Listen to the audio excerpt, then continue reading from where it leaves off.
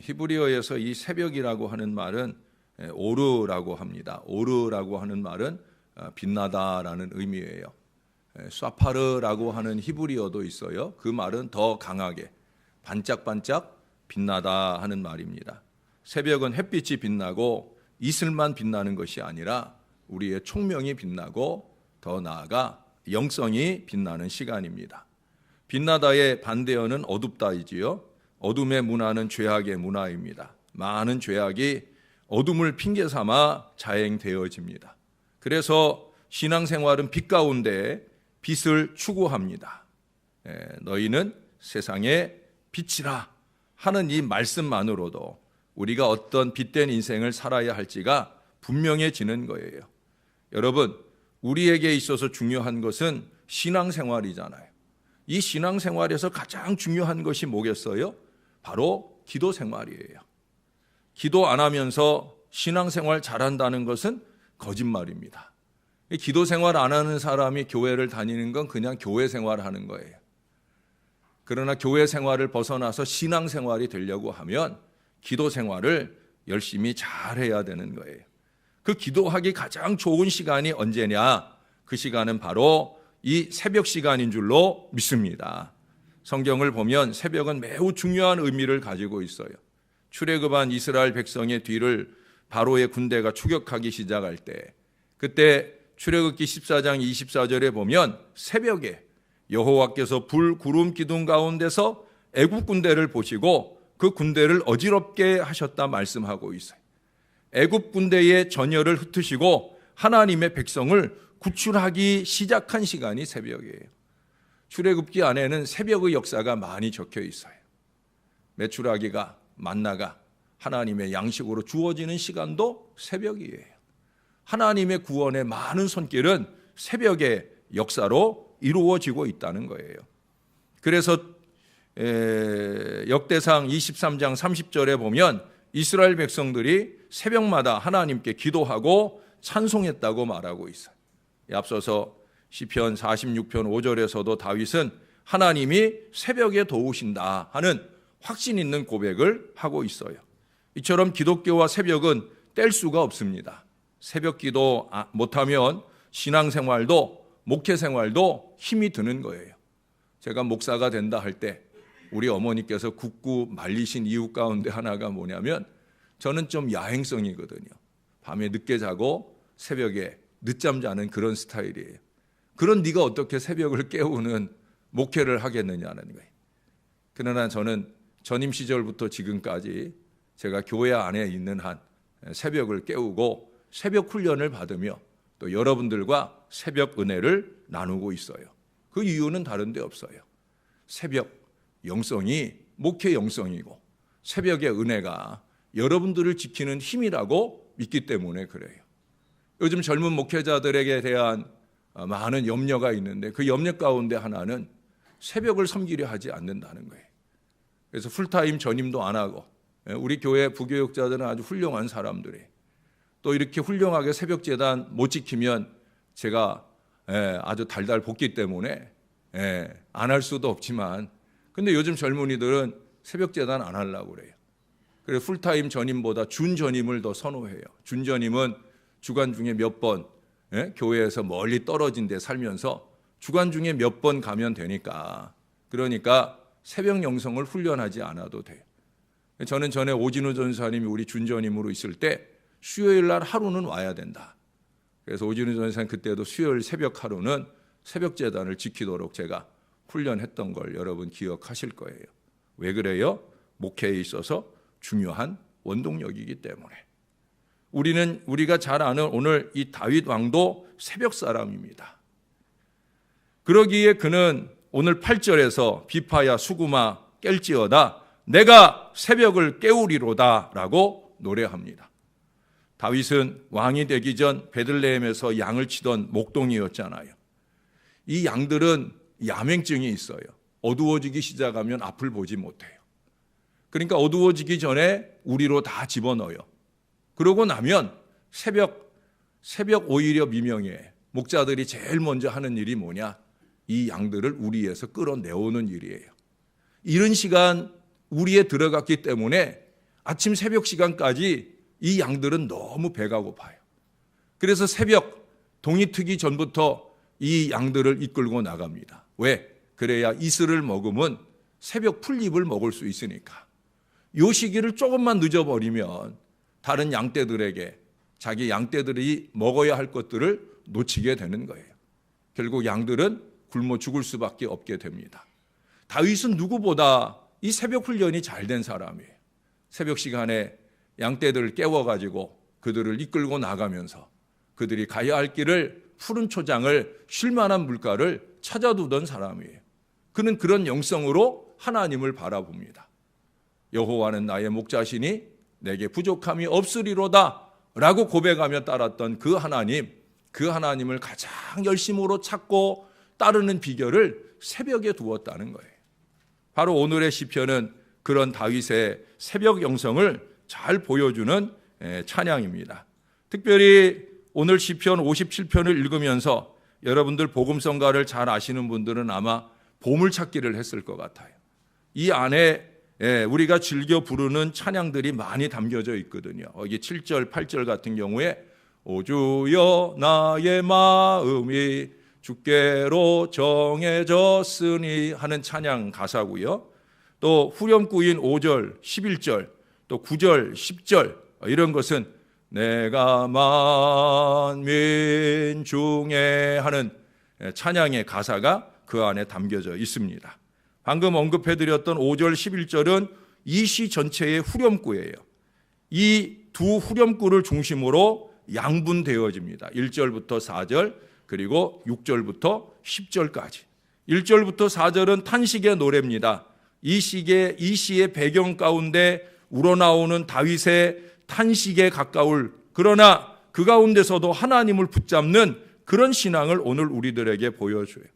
이 시의 배경은 우리가 너무나도 잘 아는 거예요. 거기 제목에 보면 다윗이 사울을 피하여 굴에 있던 때, 안쪽에는 지금 다윗이 그 부하들과 함께 숨어 있고요. 입구에는 지금 사울과 그 군대가 이 다윗의 군대를 찾아와 있는 그런 상황이라는 거예요. 6절부터 10절은 시편 108편 1절부터 5절에 똑같은 내용이 다시 한번 나오는데 하나님께 대한 넘치는 감사를 노래하고 있습니다. 대개의 교회들은 어제가 추수감사절로 지켜진 날입니다. 이 가을은 결실의 계절이며 주님 주신 것에 대해 하나님께 감사드리는 것은 너무나 당연한 귀결입니다. 그러나 주신 것만 감사하는 게 아니에요. 우리는 추수감사절을 1년의 감사로 제대로 못 드리는 그런 경우가 많아요. 제가 며칠 전에도 박성진 목사님 찾아뵀는데 그분은 지금 성덕교회 원로 목사님이잖아요. 그래도 성덕교회 원로 목사님이니까 성덕교회 자랑을 하더라고요. 성덕교회는 우리보다 교세가 한 2배 반, 3배 정도. 2배 내지 2배 반 정도 돼요. 그런데 목사님이 자랑하더라고요. 근본 추수감사절을 거기는 11월 첫 주일에 지켰는데 헌금이 5천만 원 넘게 나왔다는 거예요. 100만 원 넘게 추수감사 예물 드린 사람도 몇십 명 된다는 거예요. 그러고 자랑하는데 제가 찍소리도 못했어요. 우리는 그 가운데 절반 정도 인원을 가지고 있는데 헌금은 한 5분의 1, 6분의 1 정도밖에 못하고 있으니까 제가 그렇게 1년에 감사다 얘기를 해도 감동들이 안 오나 봐요. 참 아쉬운 게 아닐 수 없어요. 1년의 결실을 감사는 당연한 거예요. 그건 당연한 거고 제가 전에 민종욱 목사님이라고 그 독과일교회 원로 목사님으로 소천하신 그 목사님 말씀을 들은 적이 있어요. 우리 믿는 사람들의 감사는 바로 기쁠 때만 아니라 슬플 때에도 비가 오나 눈이 오나 어느 때든지 감사하는 게 우리의 감사신앙이다 하는 말씀을 들은 적이 있습니다. 저도 여러분들에게 그런 얘기를 누차 하잖아요. 그게 저의 신앙이고 여러분들의 신앙이 되기를 원하는 거예요. 오늘의 시도 마찬가지입니다. 이와 비슷한 신앙을 우리에게 도전해 주고 있어요. 지금 굴 속에 갇혀 있는 상황입니다. 적은 수색망을 막 좁혀오고 있어요. 6절에 보니까 그들이 내 걸음을 막으려고 그물을 준비했다. 내 영혼이 억울하다. 그들이 내 앞에 웅덩이를 팠으나 자기들이 그 중에 빠지도다. 그물과 웅덩이를 파고 준비하고 있다는 거예요. 4절 말씀에 보면 아주 서슬퍼런 사자와 같은 그런 무기를 준비하고 기다리고 있다는 거예요.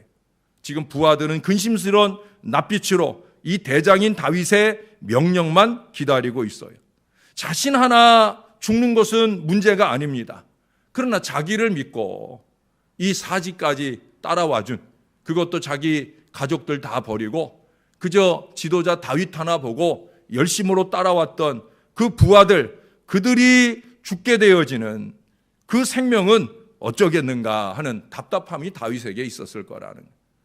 다윗은 아마도 밤새 고민을 했을 거예요. 어떻게 할까? 어떻게 할까? 우리는 그의 결정이 잘못 기대가 되어집니다. 그런데 7절에 보니까 그는 자신의 확정된 마음을 이렇게 표현합니다. 하나님이여, 내 마음이 확정되었고 내 마음이 확정되었사오니. 밤새도록 고민하며 1절, 2절과 같이 애절하게 하나님께 매달리던 다윗이 마음의 결정을 했다는 거예요. 그리고 그 즉시 결정한 그 사항을 행동으로 옮기는 걸 보게 됩니다. 7절을 다시 한번 보시면 하나님이여, 내 마음이 확정되었고 내 마음이 확정되었사오니 내가 노래하고 내가 찬송하리이다. 내 영광아 깰지어다. 비파야 수구마 깰지어다. 내가 새벽을 깨우리로다. 좀 의외의 결정을 했죠. 예? 내 마음이 확정됐다 하고, 예, 뭐 도망갈 길을 찾은 게 아니라 뭐예요? 감사하고 찬양하겠다는 거예요. 그의 확정된 마음에서는 넘치는 찬양이 이어지는 걸 보게 됩니다. 그의 결정은 뭐냐? 하나님 찬양하는 거예요. 세계 만민 중에 유일하게 자신을 구원해 주실 그 하나님, 그분을 찬양하는 거예요. 고난 중에 드리는 감사와 찬양은 특별히 우리가 드리는 찬양이 감사의 가장 적극적인 표현임을 우리는 알아야 됩니다. 고난 중에 드리는 감사는 그보다 강력한 기도가 없는 거예요. 옛날 어느 영화의 한 장면이 생각이 나요. 외국 영화 같았는데 그런 스토리가 전쟁 영화에 많아요. 여러분들도 아마 제가 얘기하면 그런 장면이겠다 그려지실 거예요. 한 전쟁터 안에 높은 고지 위에 몇 명 남은 병사들이 거기 모여 있습니다. 상부 부대에서는 반드시 그 고지를 지켜야 된다 하는 명령이 떨어져 있어요. 그러나 가지고 있는 실탄도 얼마 없고 식량도 다 떨어져 가고 여기저기 부상자들의 신음소리가 들려옵니다. 이제 곧 적들이 대규모의 공세를 감행할 것이다 하는 정보가 있었습니다. 병사들은 지칠 대로 지쳐 있었고 어떤 사병은 이제 마지막이 되겠다 하는 마음으로 가족 사진을 꺼내서 보고 있었습니다. 그때였습니다. 그 조용한 경적을 깨고 한 병사가 힘찬 노래를 부르기 시작합니다. 그 노래를 다른 사람이 또 따라합니다. 노래가 3사람, 4사람, 8사람, 10사람 점점 거기 있는 모든 사람들이 함께 노래를 부릅니다. 여러분, 그 노래는 그들에게 새로운 용기를 주는 거예요. 그 노래는 그 자체가 실탄이고 보급품이고 그야말로 구원병이 되어서 그들의 마음을 든든히 해주더라는 거예요. 그래서 용기 100배에서 비록 열악한 상황 중에도 그 고지를 꿋꿋하게 지켜냈다 하는 그런 스토리들이 이어지게 되어집니다. 여러분, 단순한 노래도 이처럼 힘이 있어요. 하물며 하나님께 드리는 찬양은 얼마나 큰 힘이 되겠습니까? 아까도 말씀드렸지만 그것은 고난을 이기는 기도가 되는 거예요. 사도행전 16장에 바울과 실라를 기억하시죠? 그들은 빌립보 감옥에 갇혔어요. 아주 깊은 감옥에 갇혔어요. 거기서 헤어나올 길이 없는 거예요. 그러나 그 밤에 그들이 확정하고 확정된 마음으로 한 일은 뭡니까? 하나님을 찬양하는 일이었어요. 그리고 그 하나님 찬양하는 일을 통해서 그 밤에 그 다음 날 아침에 바울과 실라는 간수장을 비롯해서 많은 사람을 구원하는 능력의 역사의 주인공이 됩니다. 어려울 때 좌절하고 낙심하고 불평하고 원망하는 건 그건 세상 사람들에게 주어버리십시오. 저나 여러분들은 그 어려운 시기에 해야 될 일이 뭐냐? 그것은 찬양이라는 거예요. 우리는 순교자 중에 많은 분들이 그들의 죽음 앞에서 위대한 찬양을 했던 걸 기억합니다. 주기철 목사님 순교 영화 저 높은 곳을 향하여 혹시 기억나셔요? 감옥에서 그를 끌어냈더니 그 주변에 교인들이 쫙 가족과 교인들이 늘어서 있어요. 근데 주기철 목사님 앞에 아주 커다란 못을 숭숭 박아놓은 못길이 쫙 펼쳐져 있어요. 일본 순사가 주기철 목사님 보고 그곳을 걸어 지나가라는 거예요. 주 목사님이 어렵고 힘든 한 걸음을 뗍니다. 두 번째 걸음을 떼려고 할 때 그때 같이 있는 성도들 가운데 누군가가 찬양을 합니다. 저 높은 곳을 향하여 날마다 나아갑니다. 그 장면을 그리기만 해도 우리 마음에 찡한 감동이 오는 그 찬양의 역사를 통해 주 목사님은 그 어려움도 이기고 그 감옥 안에서 순교하는 그 어려움도 당당하게 이겨내셨습니다. 오늘 다윗은 바로 그런 찬양의 능력을 믿었어요. 새벽을 깨우는 두려움과 공포의 긴 어두움을 몰아내고 새로운 희망의 새벽을 깨우는 힘찬 찬양을 선창하며 모든 부하들을 독려합니다. 여기 오기 전 얘기를 해서 죄송한데 제가 여기 오기 전 목회적 어려움을 겪고 있을 때 제가 기도원에 월요일 들어가면 토요일 나오고 했는데 그때 제가 제일 많이 기도원에서 한 일은 다른 거 아니었어요. 찬양이었어요. 의외로 주님은 그 고난 가운데 저로 하여금 찬양을 가장 많이 하게 하시더라고요. 그리고 짜투리 찬양 중간중간에 이제 기도하게 하시더라고요. 저는 그때 알았어요. 아, 찬양이 능력이구나. 찬양이 기도이구나. 강력한 기도가 되겠구나. 저는 그래서 이 57편 시편을 좋아해요. 다윗의 마음이 절절히 느껴져요. 그가 그 고난 가운데서 확정된 마음으로 선택한 새벽 영성은 다름 아니라 찬양이라는 거예요. 저는 여러분과 함께하는 새벽제단이 좋습니다. 새벽제단에 오시는 분들은 찬양하기 전 늦지 않게 오셔서 찬양의 두 곡을 함께 힘차게 불러주시기 때문이에요. 우리 교회의 희망은 새벽 영성에 있습니다. 종과 함께 새벽을 깨우고 무엇보다 이 새벽을 찬양으로 깨워야 할 것입니다. 9절 이하의 말씀은 하잖아요. 주여 내가 만민 중에서 주께 감사하오며 문 나라 중에서 주를 찬송하리이다. 무릇 주의 인자는 커서 하늘에 미치고 주의 진리는 궁창에 이르나이다. 하나님이여 주는 하늘 위에 높이 들리시며 주의 영광이 온 세계 위에 높아지기를 원하나이다. 이 다윗의 소원이 저와 여러분의 소원이 되기를 소원합니다. 비결은 다른 데 있지 않아요. 새벽을 깨우고 새벽에 찬양을 깨우는 저와 여러분의 찬양 기도가 온 세계 만방에 하나님을 높이는 영광으로 힘차게 드러나리라고 믿습니다. 그런 믿음의 용사, 찬양의 용사들이 다 되시기를 주님의 이름으로 간절히 축원합니다. 기도하겠습니다. 하나님 아버지, 우리 교회가 헌금 생활은 다른 교회보다 좀 부족할지라도 이 새벽의 영성만큼은 우리 교세에 비하면 참 자랑할 만한 은혜 영성인 것을 너무나 감사합니다. 우리 교회 교인들만 아니라 이 인근에 사랑하는 새벽 교인들까지 이곳에 함께해서 하나님을 찬양하고 하나님을 예배하고 하나님께 간절히 기도하는 이 간절함으로 주 앞에 깨어나게 해주시니 감사합니다. 여기 있는 모든 주의 자녀들이 날마다 새벽마다 확정한 마음을 주께 드리게 하여 주옵소서. 비파야 수구마 깰지어다 내가 새벽을 깨우리로다. 아무개야 깰지어다 나와 함께 새벽을 깨우리로다. 이 믿음의 고백 속에 새벽 영성을 키워내게 도와주시고 새벽에 우리를 도우시는 하나님의 손길을 많이 경험하는 하나님 백성들이 되게 하여 주시옵소서.